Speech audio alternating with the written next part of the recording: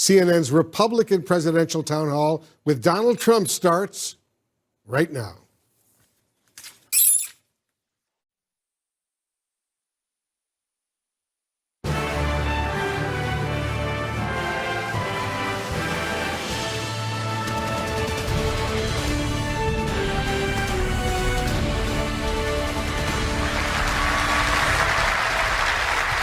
Good evening and welcome to New Hampshire, the first GOP primary state.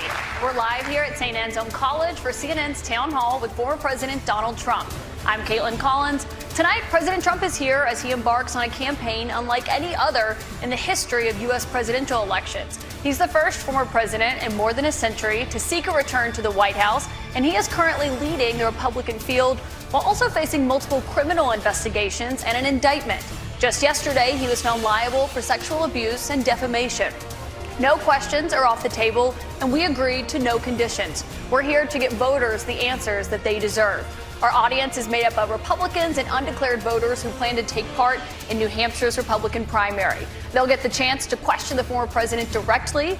These voters and the issues that they care about the most will help decide if former President Trump will get a second chance to take on President Joe Biden. Please welcome the frontrunner for the Republican nomination, former President Donald Trump.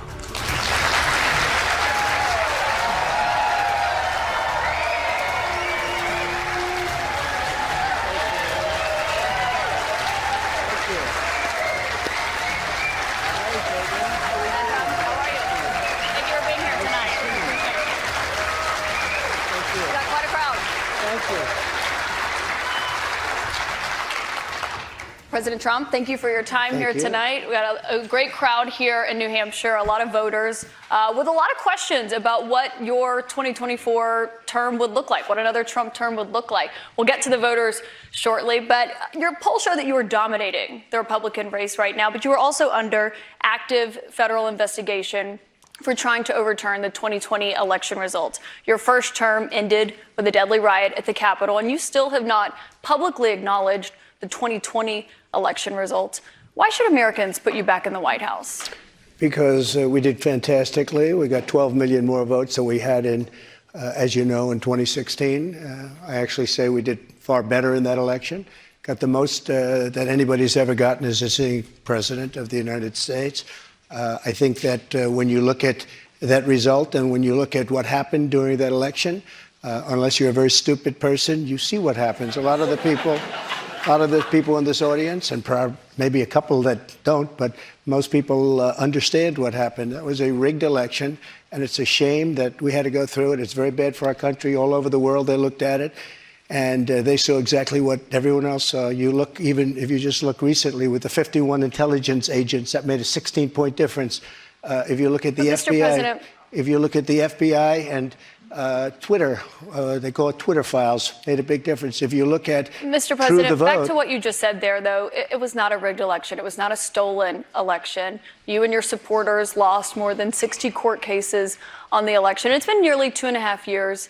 Can you publicly acknowledge that you did lose the 2020 election? Let me just go on. If you look at True the Vote, they found millions of votes on camera, on government cameras, where they were stuffing ballot boxes. So with all of that, I think it's a shame that what happened. I think it's a very sad thing for our country.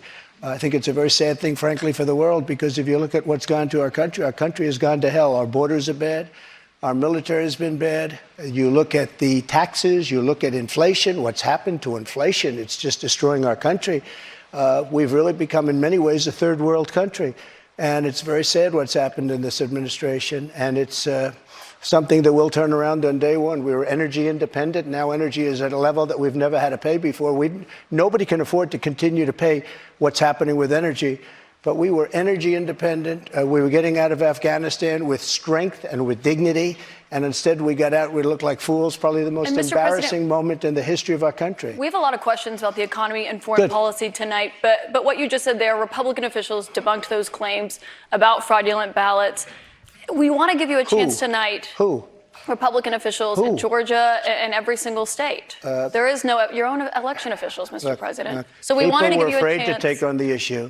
But we have a big problem in this country. We wanted to give you a chance to we have acknowledge the elections results. that were horrible. If you look at what happened in Pennsylvania, Philadelphia, if you look at what happened in Detroit, Michigan, if you look at what happened in Atlanta, millions of votes, and all you have to do is take a look at government cameras. You'll see them. People going to 28 different voting booths to vote, to put in 7 ballots apiece. But, I mean, Mr. President, and they're all I on have to camera. stop you there because there is no evidence of that. Your own election officials testified to that and have said that Republicans in these states did this. In Georgia, there were multiple recounts, including a hand recount. We have questions about the claims that you're making tonight from voters on this topic. I want to bring in Scott Dustin from Concord. He works in insurance litigation. He's an undeclared voter. That's what they call independents here in New Hampshire, as you know.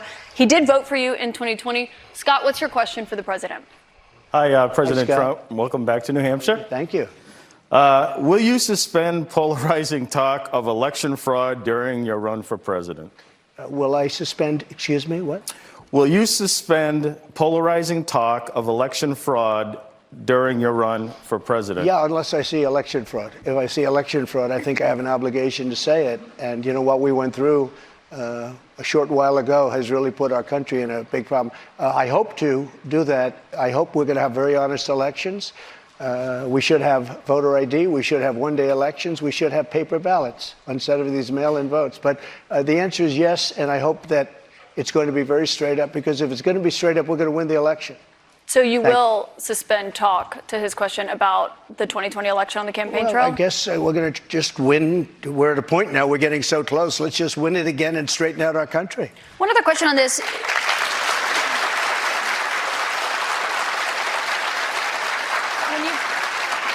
When you've talked about the 2020 election results in the past, you once suggested terminating the Constitution. Do you stand by those comments? No.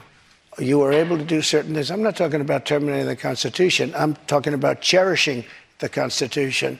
The Constitution says that we're supposed to have legal and well-maintained and well-looked-at elections, and we didn't have that.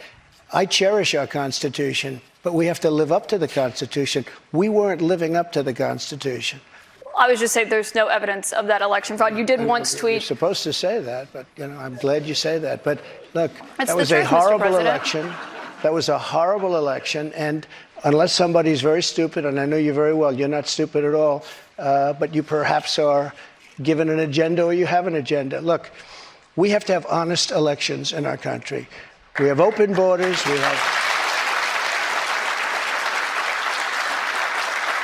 You look at what's happening. I mean, we have elections, we have open borders. Look at what's happening on our southern border. Millions and millions of people are coming here. They're being released from prisons. They're being released from mental institutions. And we have millions of people pouring into our country. And now they're getting rid of Title 42, which I put on, which kept people out that were sick and Mr. President, we have a lot of questions about immigration to get to tonight. Obviously, that's a big topic, especially given what's expected to happen tomorrow. But I want to talk about the influence you have over your voters. It's very clear that you are very influential over them. You have a lot of impact. I've been to many of your rallies and seen it up close, which raised a lot of questions about the influence that we saw that you had on them on January 6th and your supporters when they attacked the Capitol. Do you have any regrets about your actions on January 6th? Well, January 6th was, again, we go back to it, but January 6th had to do with the fact that hundreds of thousands of people, and you don't see the pictures very often. A lot of the people here probably were there. January 6th, it was the largest crowd I've ever spoken to. That was prior to the walk down to the Capitol building. I don't think, and I've spoken to hundreds of thousands of people. I've never spoken to a crowd as large as this. And that was because they thought the election was rigged. And they were there proud. They were there with love in their heart. That was an unbelievable, and it was a beautiful day. And what I was asked to do, I wasn't involved in it very much. I was asked to come in. Would I make a speech? I made a speech. I said, walk peacefully and patriotically, many different things. In fact, I brought a list of things. I don't want to bore the audience, but we can go sentence after sentence after sentence of things I said and things I put out. One of the big problems was that Nancy Pelosi, Crazy Nancy as I affectionately call her, Crazy Nancy Pelosi and the mayor of Washington were in charge, as you know, of security. And they did not do their job. They're not in charge of the National Guard. You're in charge of the They National are in. Guard. Well, I offered them National Guard. I said, "We'll give you soldiers. We'll give you National Guard. We'll give you whatever you want," and they turned me down. Your and in acting fact, defense she turned me down. secretary- She turned me down in writing. They turned me down. But your acting defense secretary, Chris Miller, at the time, he says you never gave a formal order to deploy the National Guard. But when it came Excuse to me, that day, just the opposite. He Chris test- Miller wrote a book, and he's a fantastic guy, and he was ready to go. They turned him down. If you look, the mayor of Washington, D.C., lovely lady, she said, "We don't want it. We don't like the look." Nancy Pelosi said, "Oh, we don't like the look." If they would have had I offered them 10,000 soldiers. I said, it could be 10, it could be more, but I offered them specifically 10,000 soldiers. If they would have taken 500 soldiers, you wouldn't have had the problem. They turned it down. And if you look at the Inspector General report, he says they turned it down. They made a terrible mistake. well, Chris Miller was your acting defense secretary. He says you never gave that order. But back to what happened on that day. He You said did you not weren't. say that.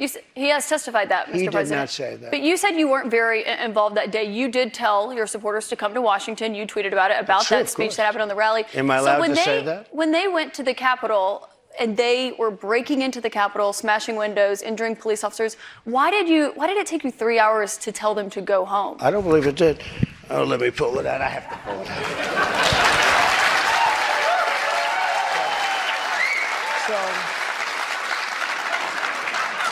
So if you look at, on January 5th, the day before, I said, please support our Capitol Police and law enforcement.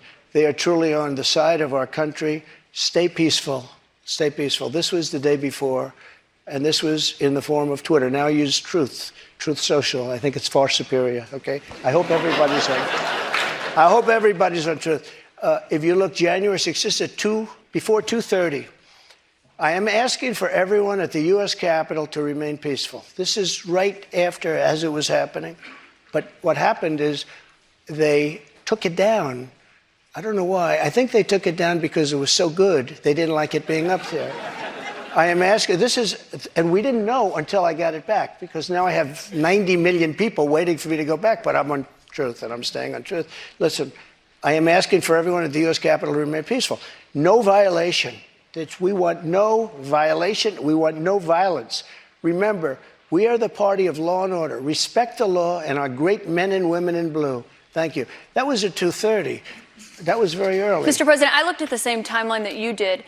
No, I Once know, it was but you clear, didn't report that. You know why? Because it was we taken did report down. it. I was reporting that It was taken day. down and it wasn't But when put it was back up. clear to you that they were not being peaceful, you saw them rushing the Capitol, breaking windows. They were hitting officers with flagpoles, tasing them, beating them up. When it was clear they weren't being peaceful, why did you wait 3 hours to tell them to leave the Capitol? They listened to you like no one else. You know that. They do. I agree with that. But So why didn't you tell them to go home sooner? Nancy Pelosi and the mayor are in charge. I assume they were able to do their job. They weren't. But And Pelosi's it kicked not in charge of Capitol And if you remember, security. I made a video right outside the Oval Office in the Rose Garden. And I'm very proud of that video. I didn't have a script. I don't need scripts like a certain person that's in But there what right time, now. the video, it came out much later after they had already attacked the Capitol. It was a great video. And it was a beautiful video. And it said, I mean, I don't want to read it all, but you have to go home now. We have to have peace. We have to have law and order. We have to respect our great people of law and order. We love the people of law and order. We can't play into the hands of these other people. We have to have peace. Please go home. No, I Well, said that. referring You know to what the law they and did? order there, They took Mr. that President. down. And you know, to this day, it hasn't been put up. And the reason is it's so good and so conclusive that all of this nonsense and all of the tens of millions of dollars that have been spent are just wiped away with this one. And they've never put it back up. They had another one that they did the same But that thing. video that you referenced there, it wasn't posted until 4:17 p.m. No, I'll tell they you, breached it the was- Capitol at 2 p.m. That video was Mr. President. posted, 4:17 yeah, p.m. actually a little bit before that. Right, so But- that's my question. excuse Because me. in that 3 hours, over Excuse me, 140 it was officers posted were after the injured. first one I just read, though, and that was at 2 o'clock. But I think the reason the timeline is so critical here, because going back to your influence, in Here's that another 3 one I hours, posted. over 140 officers were injured that day. And a person named Ashley Babbitt was killed. Yes. You know what? She was killed, and she shouldn't have been killed. And that thug that killed her, there was no reason to shoot her. At blank range, cold blank range, they shot her. and she was a good person. She was a patriot. One And there was person no who was reason. there- There was no reason. And he went on television to brag about the fact that he killed her. The officer was not bragging about the fact that he Oh, killed he her. was But one bragging. person who was at the He was Capitol bragging. that day, as you know, was your vice president, Mike Pence, who says that you endangered his life on that day. I don't Do you think he was in feel- any danger. Mr. President, do you feel that you owe him an apology? No, because he did something wrong. He should have put the votes back to the state legislatures, and I think we would have had a different outcome. I really do. But he doesn't have the authority to do that, as you know. What? The vice president does not have the authority to reject those, Are you ready? Let's those have this election one out results. just now, because it's interesting. Let's keep it interesting, right? I like Mike Pence very much. He's a very fine man. He's a very nice man. He made a mistake. His lawyer said, you cannot move. I called him the human conveyor belt. I said, even if the votes, I talked to his lawyer, even if the votes are absolutely fraudulent, he can't say, yes, sir, he can't send back. And the Democrats played it, and the rhinos played it. And then the election was over. They told him he couldn't do it. And Mike said to me, I can't do it. The lawyers told me I can't do it. They can't do it. But the lawyers were wrong, because right after the election, they all met, the rhinos and the Democrats, and they worked out a plan to make sure that future vice presidents don't do what I said you could do. That's not what happened. You're referring to the Electoral Count Act. That's I've exactly read right. that. There is no authority. No, Legal excuse experts, me. including Republican legal experts, say that he does not have that authority, Mr. Caitlin, President. But I want to why move did on. they change the law then, saying that you can't do it? They didn't change the law. They strengthened the law because they were worried about Oh, they presidents strengthened it, exploiting. meaning you could do it. That's, that's not what it means. Thank you. They strengthened the law Mike because had they the were right worried. to do it. They convinced him he didn't, and it was a horrible thing for our country. If you would have sent those votes back to Georgia, Pennsylvania, and other states, Wisconsin, which if you look at Wisconsin, they virtually admitted now that the election was rigged. If They you have would have not sent admitted those that, votes Mr. back to President. many of those states, they would not come back in the affirmative. And remember what I said, and you just said it pretty much. You admitted what I said was right. I They did said not. he didn't have the right to do it. And he did have the right to do it, and that's why they changed the law, taking that right away. I should note that your campaign paid for a recount that happened in Wisconsin. It actually had more votes for President Biden by the end of it. But I want to move on to Wayne Beyer. He's a retired attorney from By the North way, Conway. so who many is- illegal votes were cast in Wisconsin, and if you look in Milwaukee, Wisconsin, they had so many illegal votes, they didn't even know what to do with them. You're absolutely wrong Mr. about President, that. there weren't any fraudulent votes in Wisconsin. I do want to get to the audience, though. We have questions for you from the audience. Wayne Beyer is a retired attorney from North Conway. He has previously served in Republican administrations. He volunteered for the Republican Party in the 2022 midterms. He voted for you in 2020. What's your question for the president, Wayne?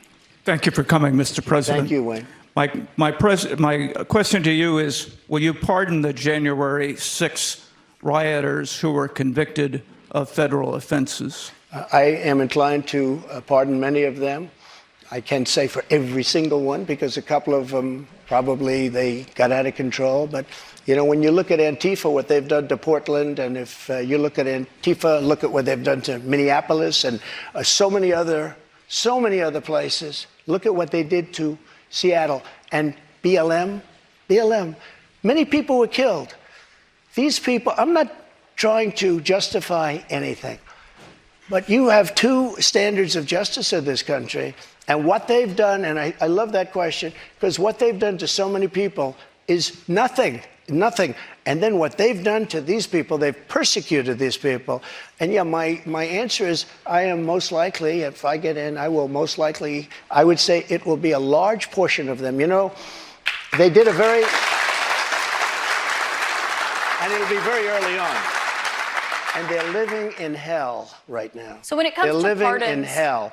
And they're policemen, and they're firemen, and they're soldiers, and they're carpenters and electricians, and they're great people. Many of them are just great people. Mr. President, one of the people who was convicted was a former policeman, but he was convicted of attacking a police officer, I should note. But when you said you are considering pardoning a large portion of those charged with crimes on January 6th, does that include the 4 Proud Boys members who were charged and convicted of seditious conspiracy? I don't know. I'd have to look at their case, but I will say in Washington, D.C., you cannot get a fair trial. You cannot. Just like in New York City, you can't get a fair trial either. Speaking of New York, I want to ask you about a significant verdict that was reached yesterday. I know this is something you want to weigh in on as well. A Manhattan jury found that you sexually abused the writer E. Jean Carroll and defamed her. You've denied this. But what do you say to voters who say it disqualifies you from being president? Well, there aren't too many of them because my poll numbers just came out and they went up. Okay. I think I'm the only person in history who had a charge like that. And usually you leave office, you say, I'm sorry, but I'm going to back home. I'm back home to my family and everything. I'm going to be resigned. My poll numbers went up, and they went up with the other fake charge, too. Because what's happening is they're doing this for election interference. This woman, I don't know her. I never met her. I have no idea who she is. I had a picture taken years ago with her and her husband, nice guy, John Johnson. He was a newscaster, very nice man. She called him an ape. Happens to be African American. Called him an ape. The judge wouldn't allow us to put that in. Her dog or her cat was named Vagina. The judge wouldn't allow to put that in. All of these things. But with her, they can put in anything. Access, Hollywood. This was a jury of 9 people who found you liable of sexual abuse. Do you think that will deter women from voting for you? No, I don't think so, because I think the whole thing, just so you understand, ready? I never met this woman. I never saw this woman. This woman said, I met her at the front door of Bergdorf Goodman, which I rarely go into other than for a couple of charities. I met her in the front door. She was about 60 years old, and this is like 22, 23 years ago. I met her in the front door of Bergdorf Goodman. I was immediately attracted to her, and she was immediately attracted to me. And we had this great chemistry. We're walking into a crowded department store. We had this great chemistry, and a few minutes later, we end up in a room, a dressing room of Bergdorf Goodman, right near the cash register. And then she found out there were locks on the door. So she said, I found one that was open. She found one. She learned this at trial. She found one that was open. What kind of a woman meets somebody and brings them up, and within minutes, you're playing hanky-panky in a dressing room, okay? I don't know if she was married then or not. John Johnson, I feel sorry for you, John Johnson. Mr. President, can I think of it. I know you're recounting what she said, but Mr. President. Let me just, if I could, because you asked the question. This was a just jury, so you understand, though. if I was walking in at the, because I was very famous then, and I owned the Plaza Hotel right next door, and I owned buildings around it, I'm not going into a dressing room of a crowded department store. Then I say, if she was being raped, and by the way, they said she wasn't raped. Okay, that was her charge. She wasn't. They found that you sexually abused her.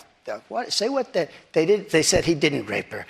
And They did not I didn't say do that you anything did. else either. You know what? Because I have no idea who the hell she is. But Mr. President, I don't know who this woman can I is. ask you, given your recounting I your don't know version? who, and I tell you this. But Mr. Are President, you ready? can I swear ask on you my because- children, which I'd never do. I have no idea who this woman. This is a fake story, made up story. We had a horrible Clinton-appointed judge. He was horrible. He allowed her to put everything in. He allowed us to put nothing in. Mr. President, this is a you're fake recounting your version story. of events here right now to the audience. You referenced the trial. You did not go to the trial and actually That's right. testify. Do you wish that you had No, testified? it wouldn't have made a difference. This was a rigged deal. My lawyer said, sir, you don't have to do it. I actually said, I think I should. It would be respectful. They said, sir, don't do it. This is a fake story, and you don't want to give it credibility. That's why I didn't go. One thing you did do in this. And I swear, and I've never done that, and I swear to, I have no idea who the hell, she's a Mr. whack President, job. you did not testify in person in this trial. There was a tape deposition of you from October in it. You defended the comments that you made on that Access Hollywood tape about being able to grab women how you want. Do you stand by those comments? I said, if you're famous and rich or whatever I said, but I said, if you're a star, you are, and I said, women let you. I didn't say you grab, I said women let. You know, you didn't use that word, but if you look, women let you. Now, they said, will you take that back? I said, look, for a million years, this is the way it's been. I want to be honest. This is the way it's been. I can take it back if you'd like to, but if you're a famous person, if you're a star, and I'm not referring to myself, I'm saying people that are famous, people that are stars. You were asked in the deposition, people do you that are consider rich, yourself to be a star, people and you that are said yes. powerful. They tend to do pretty well in a lot of different ways, okay? And you would like me to take that back? I can't take it back because it happens to be true. I said it's been true for 1 million years, approximately 1 million years, perhaps a little bit longer than that. So you stand by those comments? Well, I don't want to lie. Mr. President, we have a lot of questions. Here's what she wants Mr. me to President, say. let's get to the A rich and audience famous questions person tonight. has no advantage over anyone else. Well, you do have an advantage. And I say unfortunately, but that's the way it is. You said fortunately or unfortunately. Well, but Mr. fortunately or President, we have a lot of unfortunately for audience her. questions to get to tonight. I want to go back to the audience. We've got Danielle Rieger. She works as an oral surgery assistant. She's a Republican activist from Derry. She was a New Hampshire delegate for you in 2020. What's your question? Hi, thank you so much for coming to New Hampshire to you. answer our questions. My question is regarding the economy. Over the past 2 years, we have seen the prices for everything skyrocket. From food to gas to utilities and insurance costs, many people's bills are up several $100s a month, including mine. If elected president again, what is the first thing you would do to help bring down the cost to make things more affordable? Drill, baby, drill. You know that one. So, we were energy independent. We were soon going to be energy dominant. And nobody had ever done what I did. We got oil down to $1.87. Actually, it fell lower than that in some cases. We had to save the oil companies. The price was getting so. We were doing incredibly. We had the greatest economy in the history of our country, probably the greatest economy in the history of the world. We were energy independent, soon to be energy dominant. We were going to be bigger than Russia and Saudi Arabia put together ×2. We have more liquid gold under our feet than any other nation. And these stupid fools ended it. And energy went from $1.87 and even lower for gasoline, for a car. They went from $1.87 to $5, $6, $7, $8, and even $9. And your electricity bills went through the roof, your heating bills went through the roof. And that's what started inflation. And it hasn't stopped because people are paying now for bacon and for eggs and for the 2 and 3 times what it was just a little while ago. We created the greatest economy in history. A big part of that economy was got you the biggest tax cuts in the history of our country, bigger than the Reagan cuts, bigger than any cut. And also, Caitlin, as you know, we got the biggest regulation and regulatory cuts. This place was rocking, and then we were given a gift from China, and China paid a big price. And let me tell you something. I took in hundreds of billions of dollars in taxes from China, but prior to COVID coming in, and then I rebuilt the economy again, a second time. But we had, prior to COVID coming in as from China, from Wuhan, which I said it came from Wuhan. Everybody said, oh, you're wrong about that. You're wrong. It came from Wuhan. I said it right from day one. So we had the greatest economy in the world. Here's the story. They made energy so high, and energy is all invasive. It is massive as an industry and as a cost. It lifted everything. If Mr. you President, if you made donuts, no matter what you did, and we had inflation, the likes of which I guess we haven't had, as I said, for 52 years, but I think more than that. We had no inflation. We had the lowest energy prices we've had in decades. This country was rocking and rolling. And by the way, we had the most secure border in the history of our country. Mr. President, we and now we have more questions on the economy. I want to make sure we get to all of those. As you know, the U.S. right now could be just 3 weeks away from defaulting on its debt. That could mean millions of jobs lost, people not getting their Social Security payments. People believe it would put the U.S. economy into a recession. On that topic, I want to bring in Marta Cervella, a student here at St. Anselm. She is an undeclared voter who did not vote in 2020. Marta, what's your question? Hi, Mr. President. Hi, thank you. So my question is, what do you think about the United States' current debt situation, and how can we move forward? Such an important question. So we're at $33 trillion, a number that nobody ever thought possible. When we had our economy rocking and rolling just prior to COVID coming in, like literally, we were making a fortune. And oil, we were going to make so much money from oil, we were going to start paying off debt. But then with COVID coming in, we had to do other things. We had to keep this country alive because it was so serious. But we have to get the country back. We have to lower energy prices. We have to lower interest rates. Interest rates are through the roof. Energy has to come down. It all has to come down, and we have to start paying off debt. But when we have a debt limit, and they use that very seriously with me. They came in, Schumer came in with Nancy Pelosi, and they were using, we'll violate it, we'll do whatever. They talked a whole lot different than they do right now. I say to the Republicans out there, congressmen, senators, if they don't give you massive cuts, you're going to have to do a default. And I don't believe they're going to do a default, because I think the Democrats will absolutely cave, because you don't want to have that happen. But it's better than what we're doing right now, because we're spending money like drunken sailors. So just to be clear, Mr. President, you think the U.S. should default if the White House does not agree to the spending cuts Republicans are demanding? Well, you might as well do it now, because you'll do it later, because we have to save this country. Our country is dying. Our country is being destroyed by stupid people, by very stupid people. You once said that using the debt ceiling as a negotiating wedge just could not happen. You said that when you were in the Oval Office. That's when I was president. So why is it different now that you're out of office? Because now I'm not president.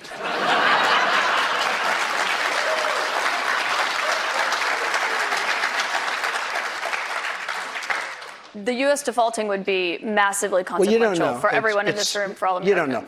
It's psychological. It's really psychological more than anything else. And it could be very bad. It could be maybe nothing. Maybe you have a bad week or a bad day. But look, you have to cut your costs. We're spending $7 trillion on, much of it on nonsense. $7 trillion on nonsense. We've got another I question actually from a voter tonight. Get all of that money that was wasted, and frankly, the Senate should have never approved it. Get all that money that was wasted, and if they don't get rid of that, you'll have to default. Okay? Mr. President, we've got another voter here tonight. And by the way, you're going to default eventually anyway, but it's going to be much messier. I don't think you'll have to default. I think if the Republicans hold strong and they say let's say we want $5 trillion off, I really think the Democrats have no choice but to do it.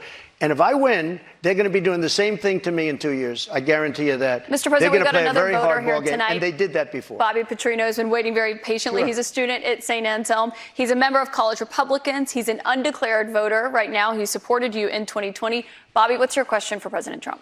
Hi, thank you for coming. This is a bit of a pivot, but with gun violence and mass shootings in the news cycle recently, I'm worried that state governments and the federal government are going to act to repress gun rights. Under your administration, you instructed the Department of Justice and the ATF to ban bump stocks. If elected president again, how would you act not only to defend our Second Amendment rights, but to restore rights that have been taken from us, such as, by example, recently the ATF's ruling on the pistol stabilizing braces? Yeah, as you know, the bump stocks are actually a very unimportant thing. And NRA, I went with them, and they said it doesn't mean anything. They're actually, all they do is teach you how to shoot very inaccurately. So we did that. There's been nobody that's protected the Second Amendment, as you know, like I have. I protected it through thick and thin, not easy to do. But we have a very big mental health problem in this country. And again, it's not the gun that pulls the trigger, it's the person that pulls the trigger. And we have to protect our Second Amendment. We have to protect our Second Amendment. Mr. President, you dealt with a lot of mass shootings when you were in office. This year, there have already been more than 200 mass shootings in 2023. If you are reelected, are there any new gun restrictions that you would sign into law? I would do numerous things. For instance, schools, we would harden, very, very much harden. And I'm a very believer. I believe in teachers. I love teachers. I think they're incredible. And they love the children, not quite like the parents, but they love the children in many cases almost as much. Many of these teachers are soldiers, ex-policemen. They're people that really understand weapons. And you don't need 5% of the teachers would be more than you could ever have if you're going to hire security guards. But in addition to that, have security guards. You have to harden your entrances. You have to make schools safe. And you can make other places safe. But it is a big mental health problem in this country more than anything else. And remember, we have 700 million guns, 700 million. Many people, if they don't have a gun, they're not going to be very safe. I mean, if they don't have a gun, it gives them security. Now, you need them for entertainment, you need them for hunting, you need them for a lot of different things. But there are people that if they didn't have the privilege of having a gun in some form, many of them would not be alive today. You know, there's a certain country that had a very strict policy on guns, very, very strict. Which country? And, Brazil, okay? Brazil, very strict. And the former president of Brazil, and the killing was incredible. They were walking into people's homes and killing people. They had no protection. He said, go out and buy guns. People went out and bought guns, and it went way down. The numbers went way down because they had security. If you look at Chicago, Chicago has the single toughest gun policies in the nation. They are so tough you can't breathe. New York, too, and other places also. All of those places are the worst and most dangerous places. So that's not the answer. No new restrictions that you would sign if reelected, Mr. President. I want you to meet Julie Miles, a registered nurse from Merrimack. She's a Republican who voted for you in 2020. Julie, what's your question for the president? Thank you, Mr. President. Thank you. I appreciate you answering this question this evening. How do you plan to appeal to women voters in New Hampshire who are concerned about the Dobbs decision and how states may change their laws? It's such a great question, and it was such a great victory, and people are starting to understand it now. You know that they wanted to bring it back to the states, but that was probably the least important part of that victory. Getting rid of Roe v. Wade was an incredible thing for pro-life because it gave pro-life something to negotiate with. Pro-life had absolutely nothing being stuck in Roe v. Wade to negotiate with. And now what's happening, and I see it all over, deals are being made, deals are going to be made, and look, everybody that was president wanted to get rid and tried to get rid of Roe v. Wade. You mean for 50 Republicans? years. Republicans. For 50 years, this has been going on. Actually, a couple of Democrats, too. But for 50 years, this has been going on. I was able to do it, and I was very honored to do it. But by doing it, things are happening that are very, very positive. And I happen to believe in the exceptions, the life of the mother, rape, incest, like Ronald Reagan believed in the exceptions. But I happen to believe that. I think it's frankly important to do that, but a lot of people are against that. A relatively small number. But the way I look, I think it's very important to say this. I consider the other side to be radical because the other side, under Roe v. Wade and other things, the other side, they're radical because they will. Remember the debate with Hillary Clinton? They said, rip the baby out of the womb at the end of the 9th month. They will kill the baby in the 9th month. If you look at that crazy governor of Virginia from the former governor, where he said, no, the baby will be born, and then we'll decide essentially whether or not to execute the baby. But, Mr. President, can we talk about what you would do if you are No, but these are the radical people. Reelected? It's not the pro-life people that are radical. But if you are reelected and you're back in the Oval Office and you get legislation to your desk, would you sign a federal abortion ban into law?